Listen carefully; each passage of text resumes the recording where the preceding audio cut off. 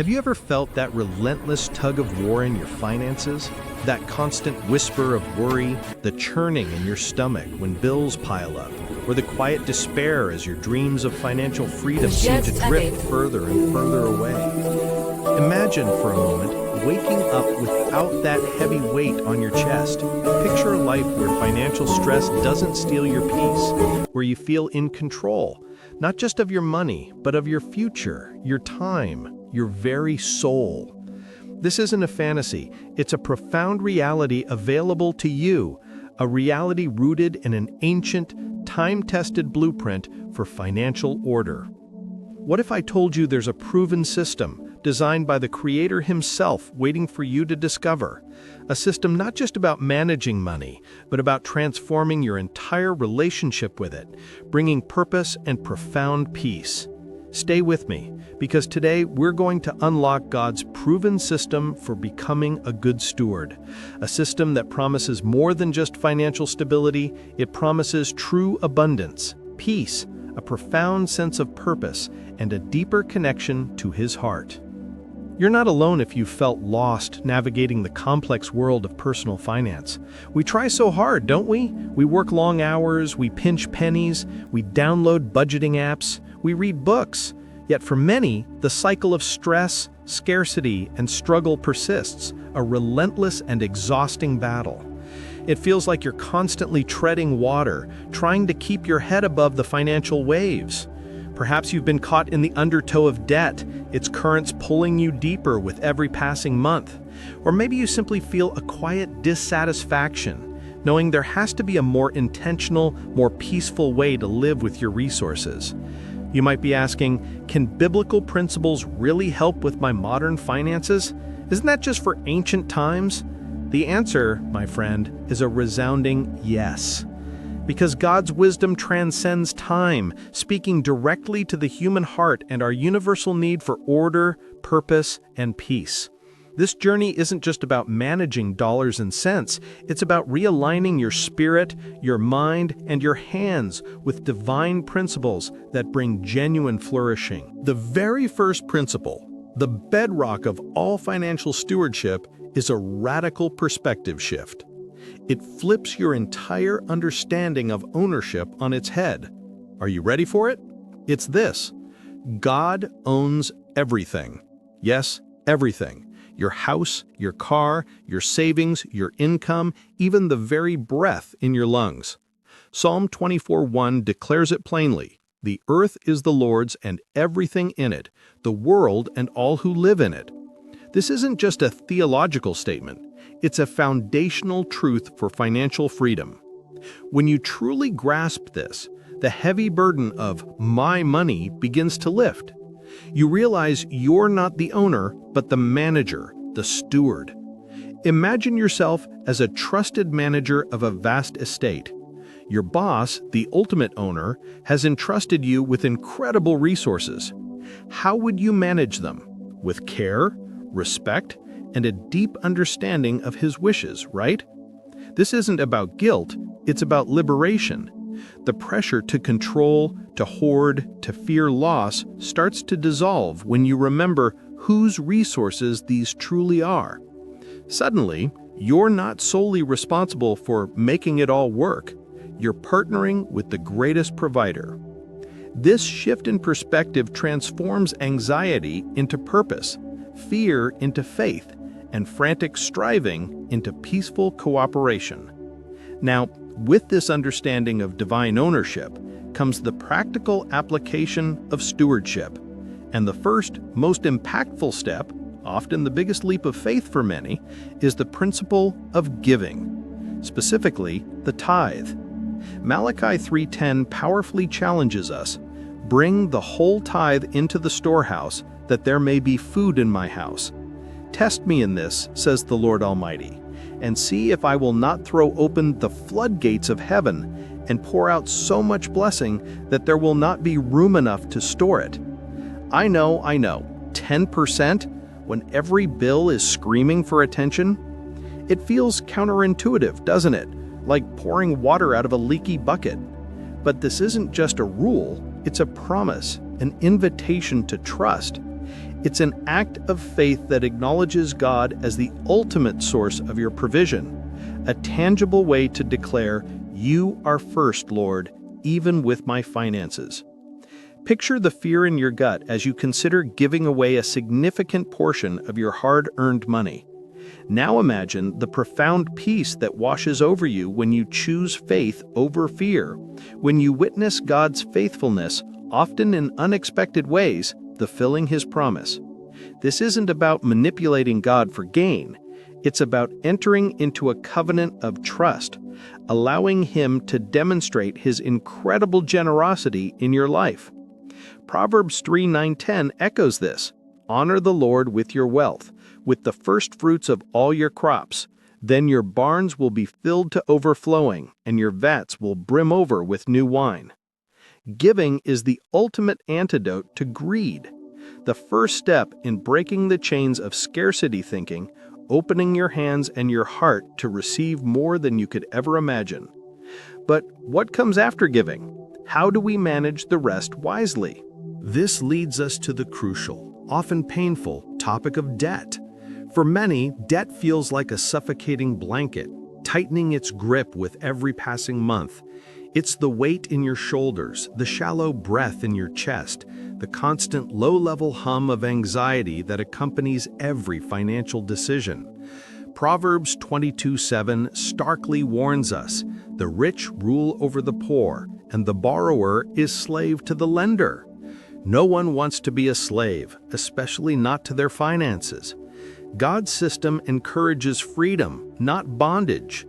Are you feeling that pressure right now? The good news is freedom from debt is absolutely possible, but it requires intentionality, discipline, and a deep commitment to breaking free. It starts with a stark, honest look at your current situation, staring down every credit card statement, every loan payment. This might feel uncomfortable, even scary, but shining a light on it is the first step towards dismantling its power. Then, a plan. Perhaps the debt snowball or debt avalanche method. Small, consistent payments, celebrating every little victory. Imagine the feeling of tearing up that last credit card statement, the rush of liberation, the pure joy as you gain back control one payment at a time. It's a journey, yes, sometimes a long one, but every step taken towards financial freedom is a step towards true spiritual and emotional peace. This isn't just about paying off balances. It's about reclaiming your power, your peace, and your future. But how do you prevent accumulating debt in the first place? It's all about intentional living. The final cornerstone of God's proven system for financial order is wise spending and budgeting. This isn't about deprivation or living a joyless life. It's about intentionality, purpose, and aligning your daily spending with your values and God's principles. Luke 14:28-30 asks, "Suppose one of you wants to build a tower. Won't you first sit down and estimate the cost to see if you have enough money to complete it? For if you lay the foundation and are unable to finish it, everyone who sees it will ridicule you, saying, 'This person began to build and wasn't able to finish.'" This is the essence of budgeting, planning your spending before you spend, giving every dollar a job. Imagine the calm confidence of knowing exactly where your money is going, rather than wondering where it went. The visual of a clear, organized ledger, every expense accounted for, rather than a messy pile of receipts and unanswered questions.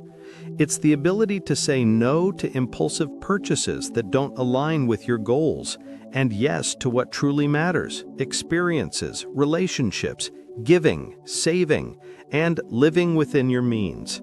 This is where the rubber meets the road. It demands discipline, a willingness to examine your habits, and perhaps make some difficult choices, but the payoff? A profound sense of order, a quiet peace that permeates your home, and the freedom to pursue the life God has truly called you to live. It's no longer about chasing fleeting desires, but about building a life of purpose, one intentional decision at a time. Now you might be sitting there feeling a mix of hope and overwhelm. You've heard these principles. God owns it all. Give generously, save wisely, avoid debt, spend intentionally. You might be thinking, this all sounds good, but where do I even begin? This isn't a quick fix, it's a journey, a transformation. And like any great journey, it begins with a single step. The climax of this realization is when you see these principles not as isolated rules, but as an interconnected living system that works in harmony. It's when you grasp that giving isn't just about charity, but about opening the floodgates of heaven. Saving isn't just about personal security, but about preparing for God-given opportunities. Avoiding debt isn't just about financial prudence, but about experiencing true freedom. And budgeting isn't about restriction, but about purposeful living. I remember a young couple, Sarah and Mark, who were drowning. They worked hard but felt trapped by consumer debt, the weight of it visible in Sarah's tired eyes, in Mark's withdrawn silence. They heard about these principles and with trembling hands decided to try. They sat down, openly and honestly, for the first time truly looking at their finances. They committed to tithing, even though it felt impossible. They cut expenses ruthlessly, brown-bagging lunches, canceling subscriptions, selling unused items. There were arguments, moments of despair, temptations to revert to old habits, but they held on to the promise. Slowly, inch by painful inch, they chipped away at the debt. The first month they tithed, an unexpected bonus arrived for Mark, just enough to cover an urgent car repair.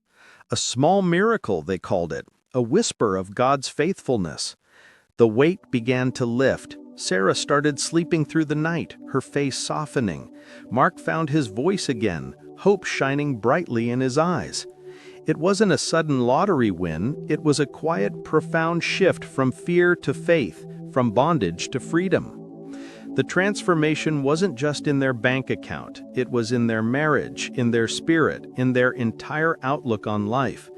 They discovered that God's system wasn't just about financial order, it was about spiritual order, about aligning their hearts with His. They started seeing their resources not as a source of stress, but as tools for blessing, for fulfilling their purpose. They now live with a peace they once thought impossible, knowing they are good stewards of everything God has entrusted to them. This same peace, this same freedom is waiting for you.